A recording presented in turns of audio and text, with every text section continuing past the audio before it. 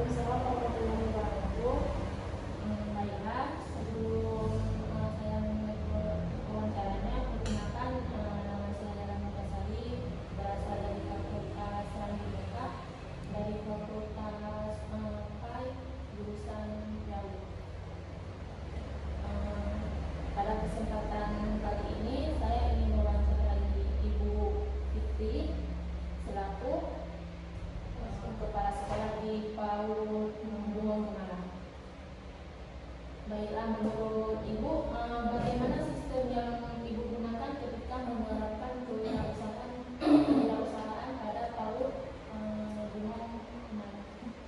Baiklah, Dek, saya panggil adik aja ya biar lebih mudah. Baiklah, di sini perkenalkan dulu, saya Fitri Artika Gibson. Saya menjabat sekarang sebagai kepala sekolah PAUD Bungo Semarang. Terima kasih sudah datang dan mewawancarai memilih sekolah ini. Tadi pertanyaannya bagaimana cara sekolah memberikan wirausaha kepada anak. Contohnya pada kegiatan di sekolah itu ada namanya Market Day. Market Day di mana di situ anak-anak berjualan pada suatu tema, misalnya kita bilang tema tanaman. Jadi kemungkinan di situ tanaman kan ada berupa sayuran, buahan, seperti itu. Jadi market day itu disusun anak yang berjualan, itu modalnya dari yayasan. Terus yang membuat produknya anak dibantu sama guru-guru di sekolah, kemudian dijual ke orang tua. Jadi nanti orang tua diundang ke sekolah. Terus hasil dari penjualan itu misalnya kita bilang modalnya 300.000. Jadi ketika kita berjualan kita mendapatkan 600.000, berarti modal kita sama untung kita tuh sama kan, 300.000. Kemudian laba yang didapat itu dibagikan untuk anak. Misalnya kita tadi dapat laba 300.000 nih. Jadi laba yang dari 300.000 itu dibagi berapa anak? Contohnya kita bilang 300.000 itu ada 20 anak. Misalnya satu anak dapat 30.000. Satu anak dari laba yang dia jual, dari produk yang anak jual, dapat laba 300.000. Jadi kan dia dibagi tuh. Contoh kita bilang satu anak dapat 30.000 nih dari laba yang dia jual. Kemudian 30.000 tuh 15.000, karena di sini ada tabungan, anak-anak di sini tuh punya tabungan. Jadi 15.000-nya ke tabungan anak, 15.000 lagi ke sumbang. Jadi anak dari produk yang dia jual tuh dia mendapatkan pahala. Gitulah kami menerapkan sama anak kenapa harus ada wirausaha. Selain dia mendapat untung, dia juga mendapatkan pahala dari hasil dagang dia, seperti itu. Intinya modalnya dari yayasan. Setelah modal dari yayasan, yang buat produknya anak sama guru, yang menjual pun anak didampingi oleh guru, pembelinya adalah wali murid tersebut. Jadi nanti dari kegiatan ini modalnya dikembalikan lagi ke yayasan, tapi untungnya untuk anak sendiri. Sumbangan itu dikasih buat Sumbangan tuh seperti kemarin itu ada kebakaran, jadi dikasih ke situ. Misalnya nanti ada korban banjir, kayak ini kita karena lagi banyak sumbangan untuk Palestina, jadi sumbangan itu akan diberikan ke Palestina gitu. Jadi 15% untuk 15.000 kita bilang untuk tabung anak, 15.000 lagi untuk anak menyumbang. Berarti market di sini dilakukan bersama ikut serta juga orang tua. Iya, ikut serta karena yang membeli produk itu orang tua. Karena setiap anak itu kami usahakan memiliki satu produk, anak menjual satu produk. Jadi ketika orang tuanya tidak datang, jadi produk anak itu tidak laku. Kemungkinan besar. Kalau misalnya ada orang tua yang tertarik dengan produk anak lain, silakan beli. Gitu. Itu sih. Selanjutnya, menurut pengalaman Ibu sejauh yang Ibu mengajar kewirausahaan, ada nggak dampak negatif dan positif dari kewirausahaan yang dilakukan? Kalau dampak negatif dan positif itu jelas ada ya. Yang pertama, hal baik yang kita dapat dari situ adalah anak dari kewirausahaan ini dapat kreatif, di mana kreatif dia bisa kan kreatif itu kita bilang menampilkan atau melahirkan produk yang baru.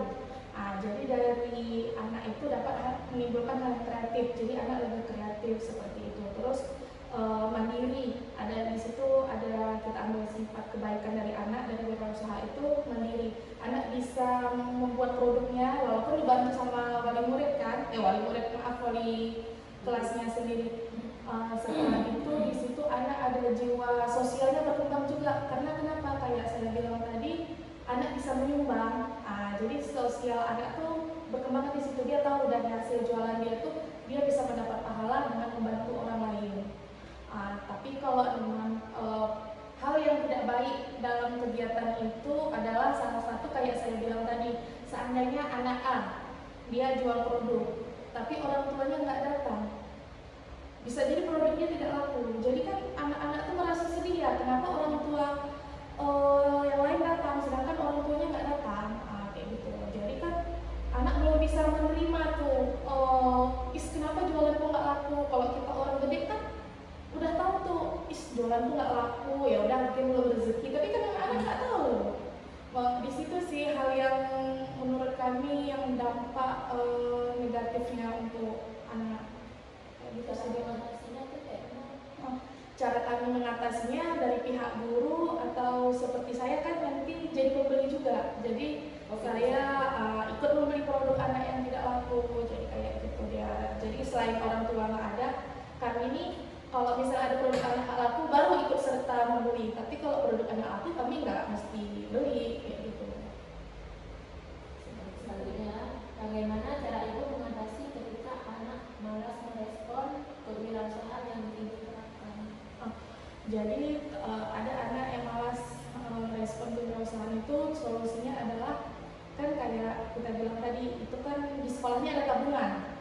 Jadi ketika kan anak tahu nih kalau misalnya memberikan uang banyak ke tabungan itu, misalnya dia banyak menabung, nanti dia waktu mau wisuda bakalan banyak tabungan seperti itu kan.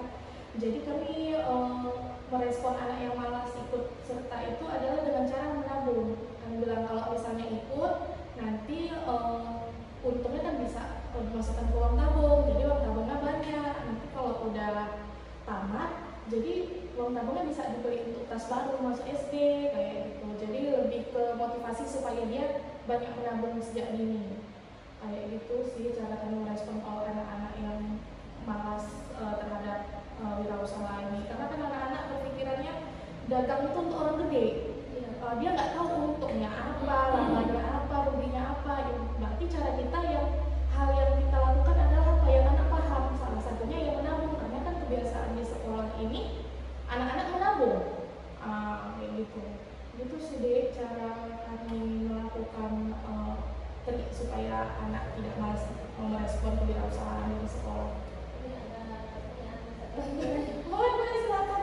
Biasanya bukan dalam materi itu dalam satu semester berapa lagi? Kalau kami sih ngambilnya satu semester itu, kalau misalnya tidak sempat membuat satu semester itu satu kali, berarti per tahun ajaran. Kan per tahun ajaran itu ada 2 semester. Setidaknya setahun itu kami melakukan 1 kali market day. Gitu. Enggak kami terapkan mesti semester 1 kita buat ya, semester 2 kita buat lagi. Enggak. Yang penting kami melakukannya setahun itu pasti ada sekali. Itu bisa jadi dari sekolah ada yang sampai keluar.